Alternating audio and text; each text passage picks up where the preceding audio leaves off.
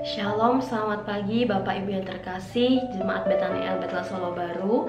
Pada kesempatan pagi hari ini kita kembali mau sama-sama belajar kebenaran firman Tuhan, dan kita mau merenungkan setiap kebenaran firman Tuhan. Nats Alkitab kita pagi hari ini yang menjadi perenungan kita bersama yaitu di dalam Kisah Para Rasul 19 ayat yang pertama hingga yang ke-12. Saya akan bacakan buat Bapak Ibu Saudara sekalian dengan perikop Paulus di Efesus. Demikian firman Tuhan. Ketika Apolos masih di Korintus, Paulus sudah menjelajah daerah-daerah pedalaman dan tiba di Efesus. Di situ didapatinya beberapa orang murid. Katanya kepada mereka, "Sudahkah kamu menerima Roh Kudus ketika kamu menjadi percaya?" Akan tetapi mereka menjawab dia, "Belum, bahkan kami belum pernah mendengar bahwa ada Roh Kudus." Lalu kata Paulus kepada mereka, "Kalau begitu, dengan baptisan manakah kamu telah dibaptis?" Jawab mereka, "Dengan baptisan Yohanes." Kata Paulus, "Baptisan Yohanes adalah pembaptisan orang yang telah bertobat." Dan ia berkata kepada orang banyak bahwa mereka harus percaya kepada Dia yang datang kemudian daripadanya, yaitu Yesus. Ketika mereka mendengar hal itu, mereka memberi diri mereka dibaptis dalam nama Tuhan Yesus. Dan ketika Paulus menumpangkan tangan di atas mereka, turunlah Roh Kudus ke atas mereka, dan mulailah mereka berkata-kata dalam bahasa roh dan bernubuat. Jumlah mereka adalah kira-kira 12 orang. Selama 3 bulan Paulus mengunjungi rumah ibadat di situ dan mengajar dengan berani. Oleh pemberitaannya, ia berusaha meyakinkan mereka tentang kerajaan Allah. Tetapi ada beberapa orang yang tegar hatinya. Mereka tidak mau diyakinkan, malahan mengumpat jalan Tuhan di depan orang banyak. Karena itu Paulus meninggalkan mereka dan memisahkan murid-muridnya dari mereka, dan setiap hari berbicara di ruang kuliah Tiranus. Hal ini dilakukannya 2 tahun lamanya, sehingga semua penduduk Asia mendengar firman Tuhan, baik orang Yahudi maupun orang Yunani. Oleh Paulus, Allah mengadakan mujizat-mujizat yang luar biasa. Bahkan orang membawa sapu tangan atau kain yang pernah dipakai Paulus dan meletakkannya atas orang-orang sakit, maka lenyaplah penyakit mereka dan keluarlah roh-roh jahat. Amin. Pembacaan firman kita pagi hari ini.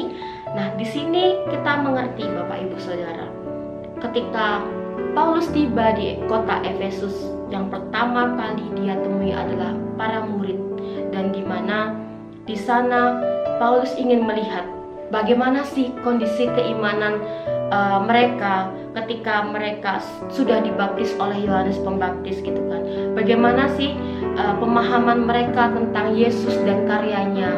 Bagaimana pemahaman mereka ketika mereka sudah memberi hidupnya dibaptis oleh Yohanes Pembaptis kayak gitu. Dan di sini kita belajar gitu kan.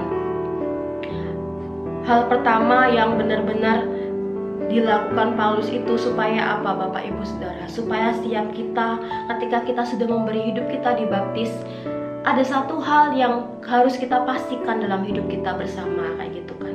Dan di sini satu hal yang mau saya bagikan, dimana ketika para murid itu mendengar penjelasan dari Paulus, dia mendengar secara detail bagaimana apa yang disampaikan Paulus mengenai Roh Kudus, mereka taat. Dan mereka benar-benar memberi diri mereka untuk dibaptis dalam nama Tuhan Yesus, seperti di ayat yang kelima yang dikatakan kayak gitu.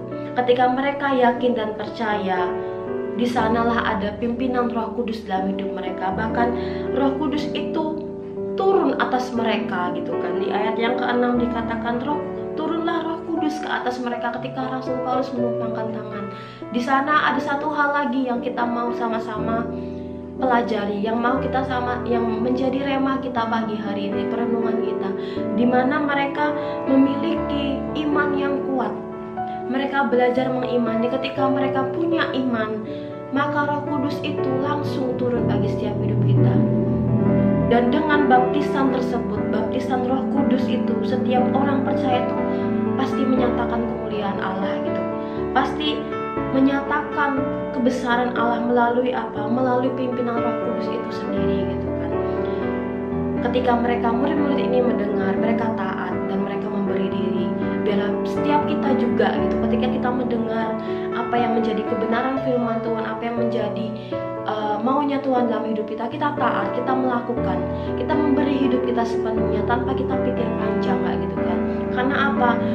Setiap orang yang Tuhan kirimkan atas hidup kita untuk memperingatkan hidup kita mungkin, untuk menegur kita mungkin, atau memberitahu kita gitu kan, bahwa ada sesuatu yang besar yang mau Tuhan lakukan atas hidup kita. Di sana Tuhan mau kita itu mendengar dengan benar dan taat melakukannya. Dan yang kedua yang mau saya sampaikan buat Bapak Ibu Saudara sekalian, di ayat yang selanjutnya itu dikatakan meskipun Paulus sudah benar-benar dengan giat meyakinkan mereka tentang kerajaan Allah, tetapi apa? Masih ada aja beberapa orang yang tegar hatinya di ayat yang ke-9. Masih ada saja orang-orang yang tidak mau percaya sama pribadinya Tuhan gitu kan. Bahkan apa? Bahkan mereka malah mengumpat gitu kan. Mereka malah menjelek-jelekan pribadi Tuhan gitu. Nah, karena apa yang dilakukan oleh orang-orang yang tidak mau percaya dengan pribadi Kristus ini, Paulus memisahkan para murid itu. Paulus tidak berhenti gitu kan. Tuhan beri hikmat atas Paulus. Tuhan beri jalan buat Paulus untuk tetap memberitakan kebenaran, untuk tetap menyatakan siap keinginan Tuhan bagi setiap murid-muridnya. Supaya apa? Supaya para murid ini pun mendengar gitu kan, kebenaran firman Tuhan yang sesungguhnya itu seperti apa gitu kan. Dan apa yang dilakukan oleh Paulus ini gitu, itu juga yang harus kita lakukan dalam kehidupan kita sehari-hari. Ketika apapun keadaan kita hari-hari ini, bagaimana sekitar kita, kondisi kita jangan pernah berhenti untuk kita memberitakan Injil itu. Kita belajar dari pribadinya Paulus. Kita mau terus memberitakan Injil, kita mau terus nyatakan kebenaran. Melalui apa? Mungkin melalui obrolan kita, mungkin melalui sikap kita, mungkin melalui cara kerja kita, cara kita ketika kita mengerjakan tugas-tugas saat kita sedang sekolah gitu kan, saat kita sedang bekerja, kita mau nyatakan kebenaran melalui apa yang kita kerjakan di keseharian kita gitu kan. Karena di saat kita memiliki iman yang percaya, saat setiap hidup kita sudah memiliki iman yang teguh di dalam Tuhan, kita dengan yakin dan percaya ada tuntunan Roh Kudus dalam hidup kita. Pasti ada tuntunan Roh Kudus gitu kan. Seperti firman Tuhan katakan, baik tidak baik waktunya, nyatakanlah firman, beritakanlah firman gitu. Dan bagaimana respon mereka, jangan pernah kita berhenti, jangan pernah kita merasa sudah cukup gitu kan. Ketika kita melihat, mereka sudah rajin ke gereja, mereka sudah rajin berdoa, mereka sudah bisa pelayanan. Tapi yang Tuhan mau, yang Paulus mau di sini tidak hanya sekedar mereka rajin ke gereja dan berdoa, tapi apa? Mereka benar-benar memberi hidup mereka sepenuhnya sama Tuhan. Dibaptis oleh Roh Kudus berarti apa? Roh Kudus itu sendiri yang memimpin hidup mereka gitu kan. Dan poin yang mau saya bagikan itu adalah bagi setiap kita mau memastikan tidak hanya hidup kita, tapi hidup orang-orang di sekitar kita memiliki iman yang kuat di dalam Tuhan gitu kan. Memiliki iman bahwa juru selamat itu hanya Tuhan Yesus Kristus saja, bahwa jalan kebenaran itu kita dapatkan ketika kita melekat dengan pribadinya Tuhan, ketika kita mengenal dengan benar siapa Tuhan di dalam hidup kita, siapa yang memimpin kita, yang menjagai kita, menyertai kita sampai hari ini. Dan yang kedua, mari buat setiap kita semua, kita terus memberitakan Injil itu kan, sambil apa Bapak Ibu Saudara, sambil kita mendoakan setiap orang-orang yang kita temui. Mungkin orang-orang itu belum bisa percaya, kita terus nyatakan kebenaran sambil kita berdoa supaya apa?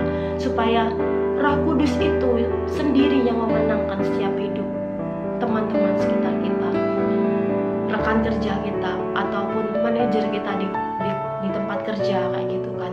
Dan pagi hari ini kita mau benar-benar ketika kita sebagai pendengar firman Tuhan, ketika Bapak Ibu Saudara sekalian menyaksikan perenungan kita pagi hari ini, saya berdoa buat setiap kita yang mendengar ada roh ketaatan, ada roh kesetiaan yang lebih yang Tuhan curahkan bagi setiap hidup kita. engkau yang belum percaya, pagi hari ini engkau menjadi percaya bahwa keselamatan itu hanya dari Tuhan saja, bahwa Tuhanlah jalan keselamatan bagi setiap hidup kita. Dia telah lakukan banyak hal itu. Ketika Tuhan lakukan banyak hal atas Paulus, Tuhan nyatakan kuasanya atas Paulus, bahkan sapu tangan dan kain yang telah dipakai Paulus itu bisa menyembuhkan orang. Bagaimana setiap kita ketika kita benar-benar telah ditebus Tuhan, biarlah apa yang kita kerjakan hari ini itu menjadi pernyataan kita bahwa Tuhan itu besar dalam hidup kita. Kita mau nyatakan semuanya melalui setiap perbuatan, perkataan, dan iman kita. Demikian perenungan kita pagi hari ini. Biarlah perenungan pagi hari ini memberkati Bapak Ibu Saudara sekalian. Selamat beraktivitas, Tuhan Yesus memberkati.